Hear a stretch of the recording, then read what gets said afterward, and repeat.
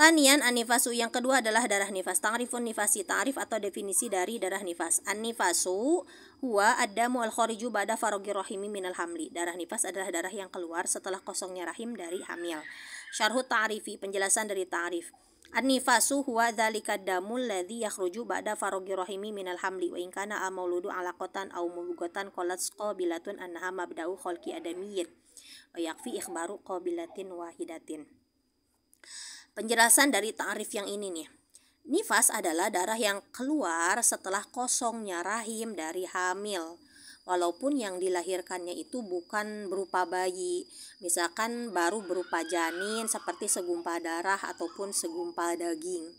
Ya, yang mana ada pemeriksaan dari orang yang ahli, baik bidan ataupun misalkan dari dokter kandungan, yang mengatakan bahwa segumpal darah ini adalah calon bayi, dan cukup kabar atau berita atau hasil pemeriksaan dari satu orang ahli saja.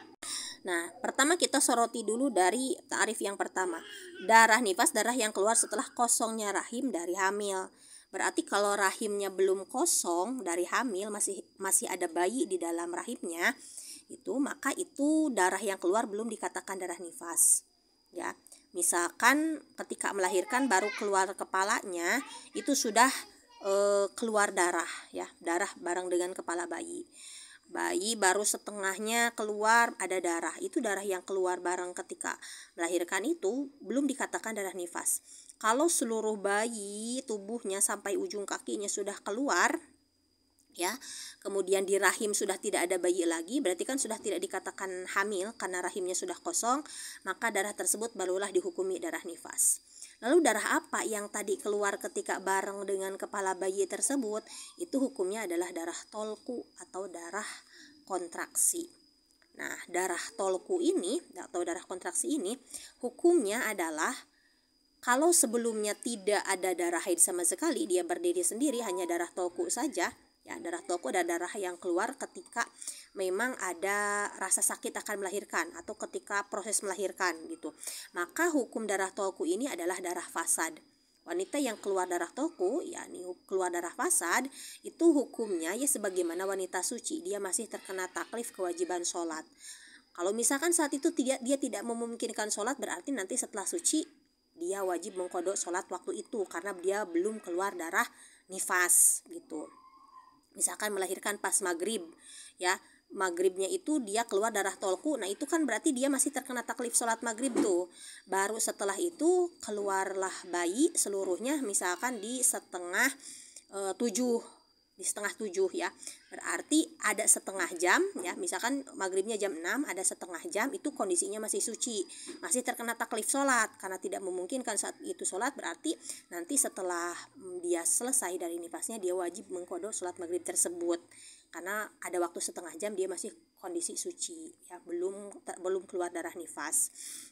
Nah, begitu pula kalau melahirkan bayi kembar, ketika keluar baru bayi yang pertama kemudian keluar darah, nah itu kan di rahim masih ada bayi tuh, maka darah yang keluar berbarengan dengan bayi yang pertama itu belum dikatakan darah nifas, ya, baru dikatakan darah nifas kalau bayi yang kedua juga sudah keluar, sudah kosong rahimnya, barulah darah yang keluar setelah semua bayinya keluar ini dihukumi darah nifas.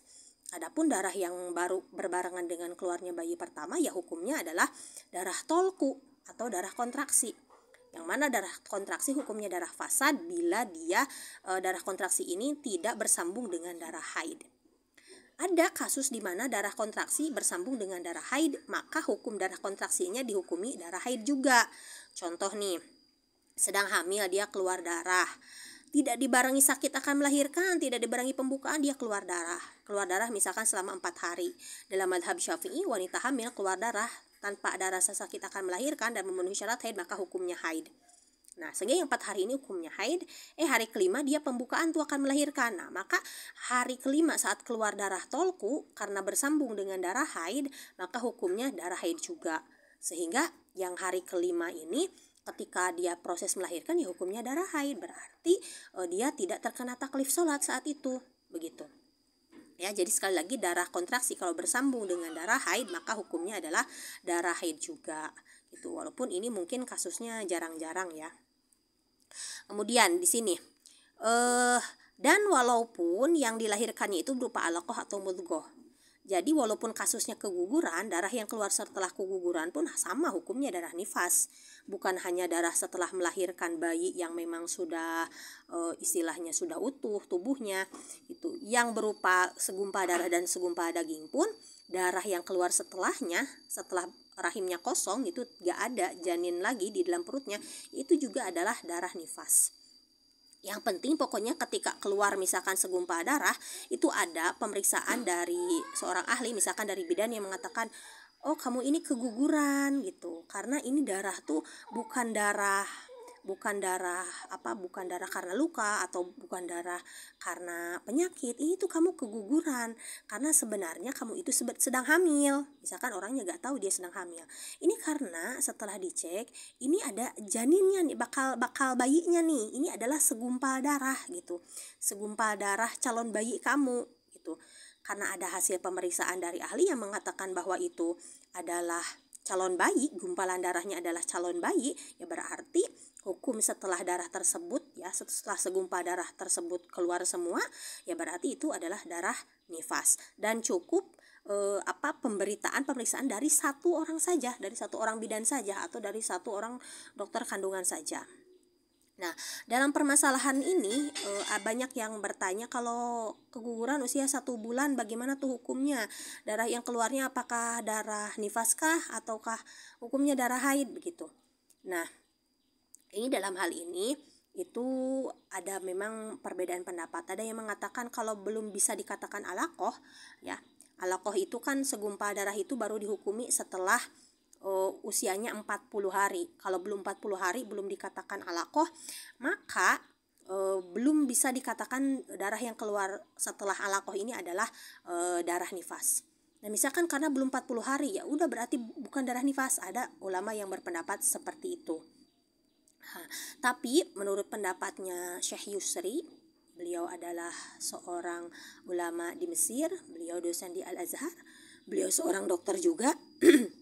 Beliau mengatakan keguguran di usia kehamilan berapapun itu, sebulankah, 2 bulankah, atau beberapa minggu-kah, pokoknya kalau sebelumnya sudah dikatakan hamil, sudah terjadi pembuahan sel telur dan sel sperma, udah hamil, kalau kemudian ternyata keguguran, ya udah berarti hukumnya darah nifas. Itu menurut pendapatnya Syekh Yusri, ya. Jadi ada perbedaan pendapat, ada yang mengatakan oh ini walaupun berapapun usia kandungannya hukumnya darah nifas, ada yang mengatakan kalau udah 40 hari ke atas itu darah nifas, tapi di bawah 40 hari itu bukan darah nifas. Nah, itu ada perbedaan pendapat. Wala buda fidamil madzkuri hatta yakuna nifasan ay yakuna khorijan ba'da wiladati. Jadi darah nifas itu ya baru dikatakan darah nifas ya kalau misalkan keluarnya itu setelah melahirkan qabla mudiyyi khamsata asyara yauman minha, dan sebelum lewatnya 15 hari dari melahirkan tersebut. Wa illa falaisa binifasin, dan kalau sudah lewat 15 hari baru keluar darah, maka itu bukan nifas. Wa inama huwa haidun, maka itu adalah darah haid.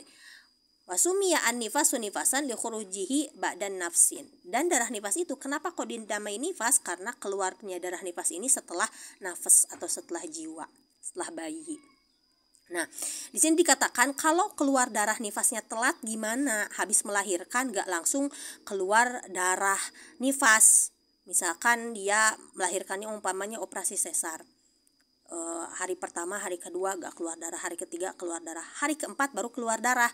Hukumnya darah apa nih? Darah nifas. Kenapa? Karena jarak dari melahirkan sampai ke keluar darah itu jaraknya tidak lebih dari 15 hari.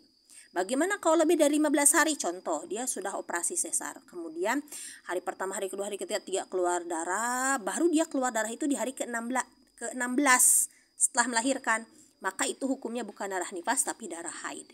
Karena apa? Karena jarak dari keluar darah ke waktu melahirkannya itu dipisah oleh jarak 15 hari ya atau lebih. Maka darahnya adalah darah haid, bukan darah nifas. Sekian penjelasannya untuk kali ini, semoga bermanfaat dan mudah difahami.